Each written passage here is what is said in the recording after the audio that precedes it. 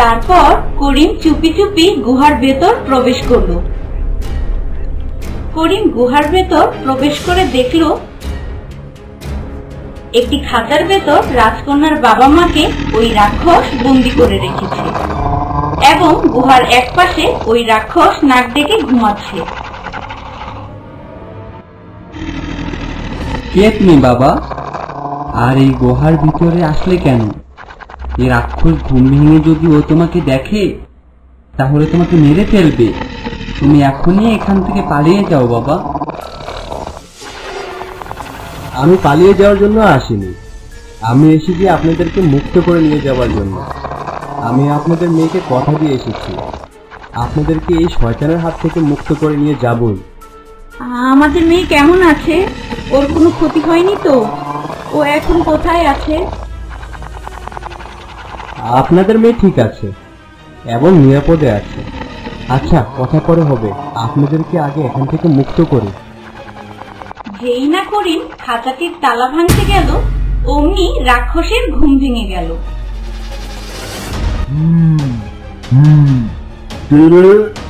কে আস্থানার ভিতর প্রবেশ করলো? কে? কার এত সাহস আমার আস্থানায় প্রবেশ করে?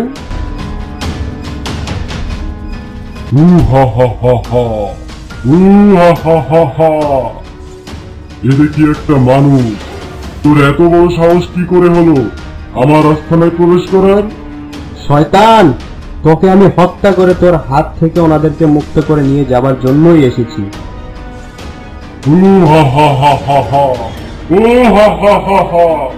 তুই এইটুকু মানুষ, তুই আমাকে হত্যা করবি?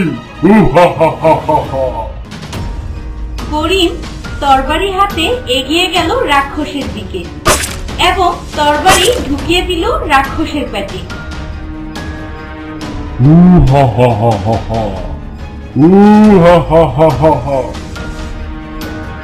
তরবারির আঘাতে রাক্ষসের কিছুই হলো না। ওরে মূর্খ মানব, এই সামান্য তরবারি দিয়ে এসেছিস আমাকে মারতে? কবে রে বেটা, এখন দেখ তো।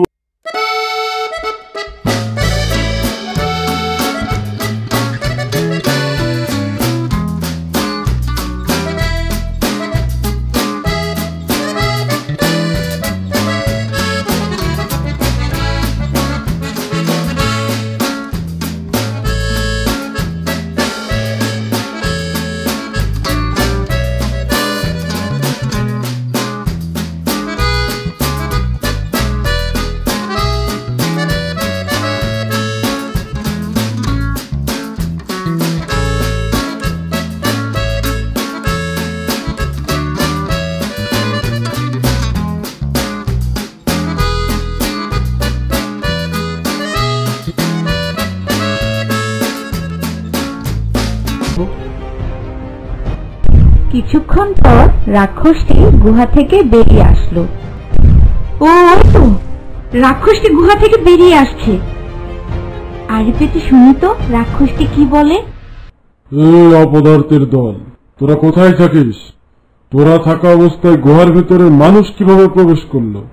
আমাদের ক্ষমা করে দেন হুজুর, আমরা ঘুমিয়ে পড়েছিলাম, এরকম ভুল আর কখনো হবে না। আচ্ছা আচ্ছা, ঠিক আছে, ক্ষমা করে দিলাম, কিন্তু এখন থেকে গুহা আরো ভালোভাবে পাহারা দিতে হবে, কেননা এক মূর্খ মানব গুহার ভিতরে প্রবেশ করেছে আমায় মারবে বলে। কি বলেন হুজুর, আপনার কোনো ক্ষতি হয়নি তো? ও হা হা হা, ওইটুকু একটি মানুষ আমার আবার কি ক্ষতি করবে? বেটাকে খাঁচায় বন্দি করে রেখেছি।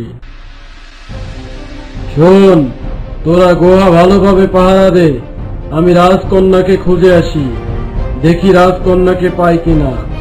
যদি রাজকন্যাকে খুঁজে না পাই, তাহলে এই তিনজনকেই আমি কাঁচা চিবিয়ে খাবো। এই কথা বলেই দৈত্য চলে গেল রাজকন্যাকে খুঁজতে।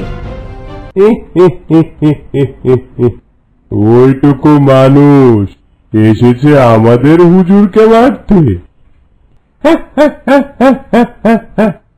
হ্যাঁ রে, তুই যা বলেছিস, আমাদের হুজুর কি আর যেমন তেমন যে চাইলেই মেরে ফেলবে?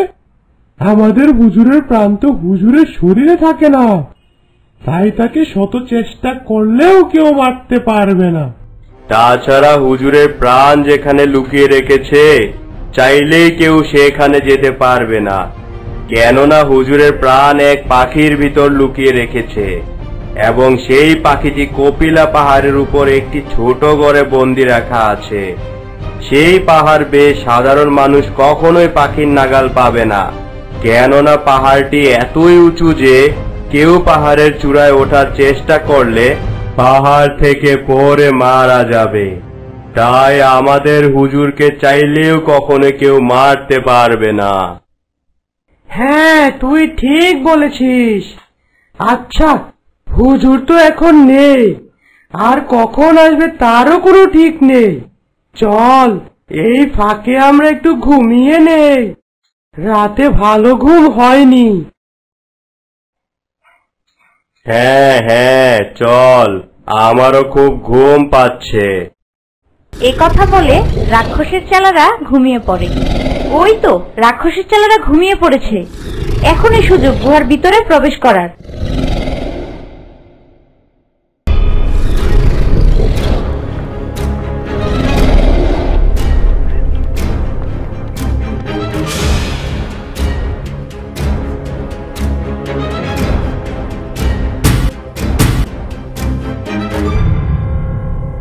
চলো চলো, আমরা সবাই এখান থেকে পালিয়ে যাই, তা না হলে রাক্ষস চলে আসলে আমাদের সবাইকে বন্দি করে ফেলবে।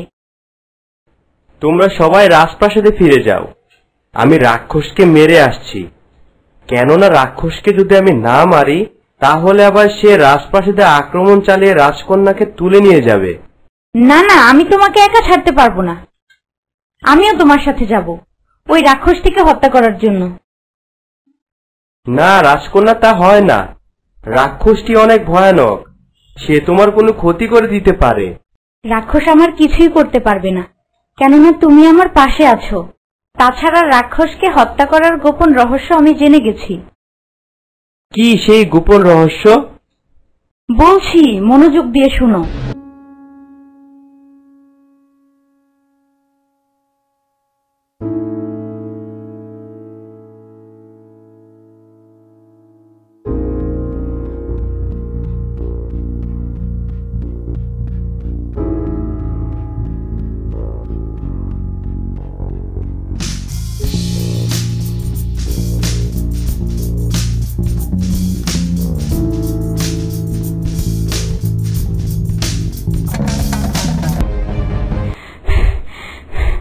আমি যে আর হাঁটতে পারছি না, খুব পানি তৃষ্ণা পেয়েছে।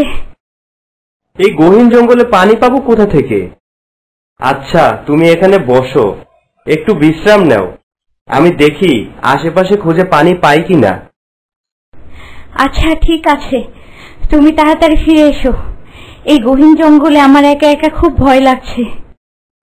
আচ্ছা ঠিক আছে, যত সম্ভব তাড়াতাড়ি পানি নিয়ে ফিরে আসবো।